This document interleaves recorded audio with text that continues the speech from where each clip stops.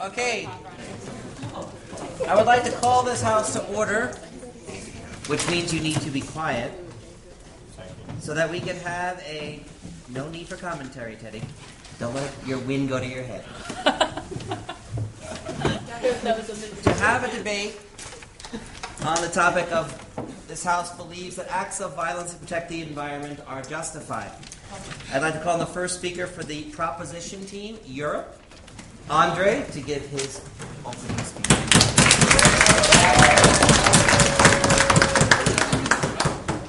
First predictor, one clap. 6 minutes, one clap. Mr. Speaker, ladies and gentlemen, I hope that everybody in this room will subscribe to the grand narrative of human rights, meaning that we believe that all people are born equal with certain inalienable number of rights, among which are life and liberty, and that we form political bodies in order to protect these rights. And when these rights are infringed, we engage in political activity, which sometimes needs to include violent activity. What we think is the problem of this debate, or in other words, what we think is the reason why we are debating this particular motion is that when certain values are at stake, such as liberty or self-determination, violent activity is generally considered okay. But when environmental protection is at stake, that is not considered okay.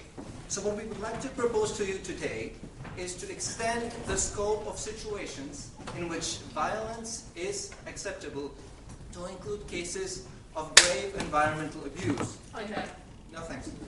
If you would like to have a specific model, what we are going to say is that when there are grave environmental abuses and their perpetrators are irresponsive to peaceful efforts, proportional violent action should be admissible. So as you see, we are talking primarily on the ethical level, but we do recognize that there will be legal consequences and practical consequences to an ethical proposition which we are going to pass today in this debate. For instance, that we would not prosecute people who act ethically, and that we should do all the things that are necessary so that we can act ethically. Andre. Yes, Alex? But when we're considering ethics with an issue as important as environmental preservation, don't we have to consider the effect of it, in other words, the consequences of that action? Oh, absolutely we do. And what we are saying is that issues of environment are important enough to be included in the equation which Alex has suggested. If I were to sum up our entire case in one sentence, it would be this. Sometimes violence needs to be an option. Now, because this may be a little vague, I will devote the rest of my speech to an elaborate one. We think that the situation we're talking about, but in violence action for the sake of environmental protection, is analogous to self-defense or just war in international relations. So that is where we'll borrow from our scope of looking at of the scope of analysis.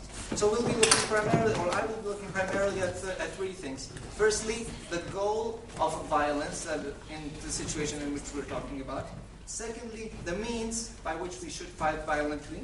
And thirdly, we will analyze the situation in which we can act. Points? No, thank you. Looking at the goal or the just cause. Now, we all know that war isn't a good idea, but sometimes it is a justifiable option, and violence is sometimes a justifiable option. Here we would like to say one thing. We clearly dismiss any notions of hierarchy, which some people suggest, that you have life, and then you have liberty, or basic human rights, then you have political rights, and then there's all the rest.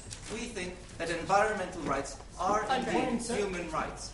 We think that, for instance, in Nigeria, where the Shell Corporation is flaring gas, which is emitted during drilling oil, because it's the cheaper thing to do, rather than trying to conversate it or trying to transport it into other places. And this gas causes the indigenous population in Nigeria to have cancer, to die earlier. Then their life is at stake, their health is at stake, and their liberty is at stake. So we are not willing to make a distinction between environmental rights and right to life. And we definitely do not want to concede that there is a hierarchy between them.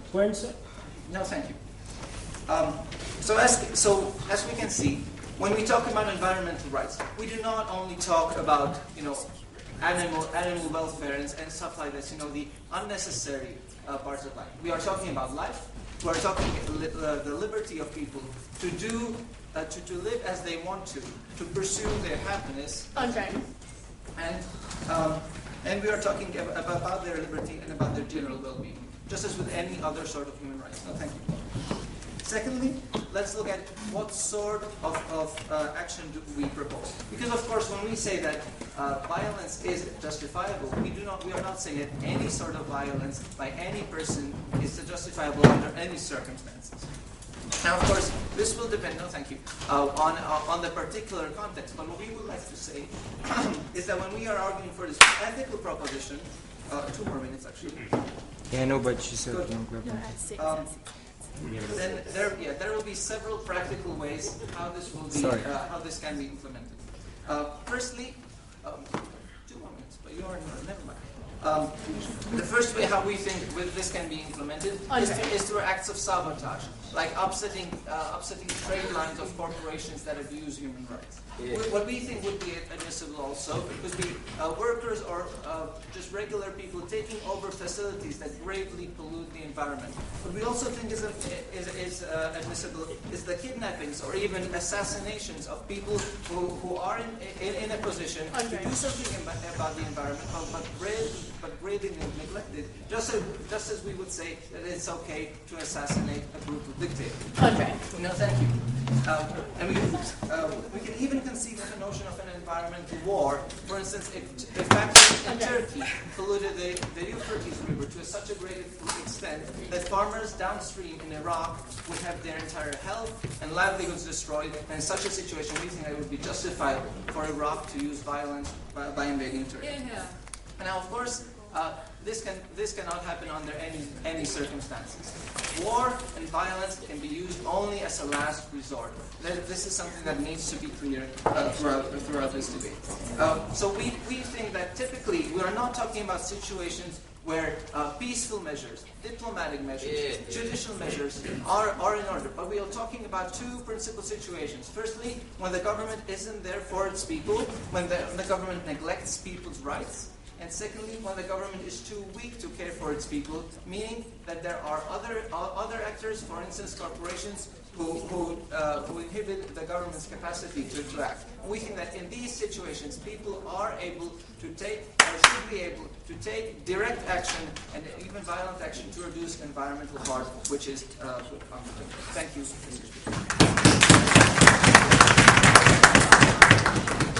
Okay, I'd like to thank Andre. Call on the first speaker for the opposition, America team.